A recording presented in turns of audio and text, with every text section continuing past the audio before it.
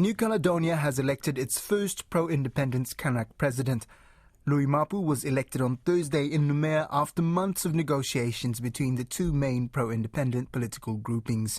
He heads the first pro-independence government to be elected in the French territory since the Noumea Accord of 1998.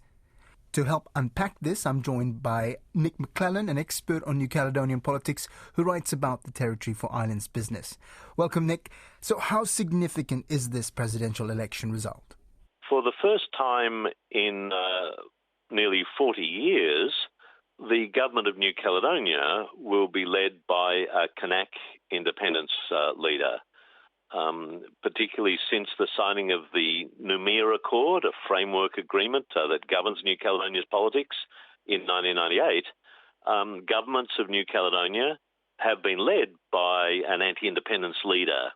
These governments are chosen out of the Congress, depending on the balance of forces within the Congress, and for the last period, there has been a majority of anti-independence members of government, 7-4 in the 11-member government, or 6-5, and that majority has chosen an anti-independence president. For the first time, the independence movement has the numbers in the government. They have 6 out of 11 members, and thus they have chosen Louis Mapu as president. And what do we know about Louis Mapu?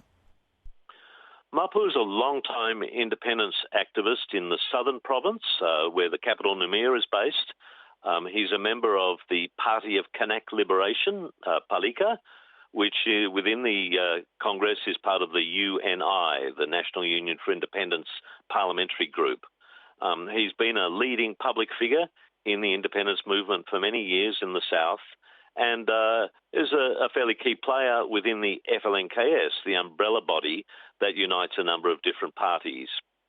That's led to some internal rivalries between Palika, his party, and the other main independence party, Union Caledonienne. Both parties gained 3 seats each in the new government that was elected in April this year, and since then there's been a months-long tussle over who would win the presidency. Yes, I was just going to say, this is the fifth attempt, isn't it, that has now been successful?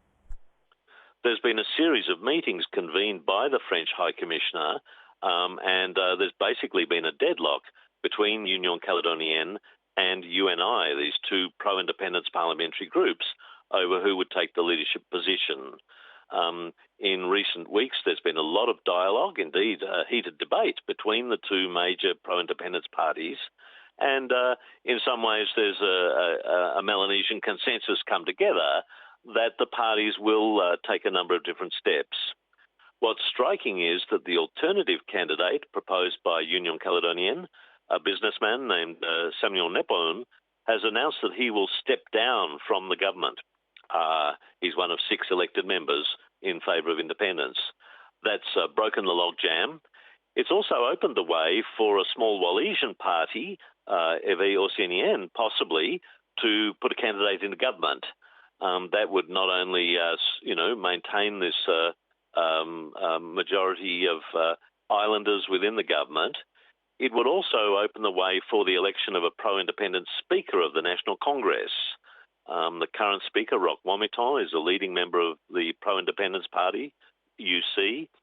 He's up for re-election later this month, and it looks like this consensus that's brought Mapu to the head of the government will also involve changes within the Congress and within the provincial assemblies. But isn't that what triggered the whole thing in the last time when ministers resigned? Doesn't that trigger a return to the start line? If ministers resign from the government, they can be replaced by a member of their own party.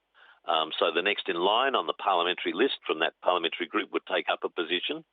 But and at the moment, Éveil Oceanien are part of that UC group. So they would move into the government most likely, although who can predict with New Caledonian politics? If, however, the list doesn't nominate a successor, then the government falls, and that's what happened with the previous government under Thierry Sonta. But the key point about Mapu's election is that it's the first time in nearly 40 years that a pro-independence Kanak leader has taken the presidency of New Caledonia. And his election now is also significant in terms of New Caledonia's decolonisation journey, isn't it?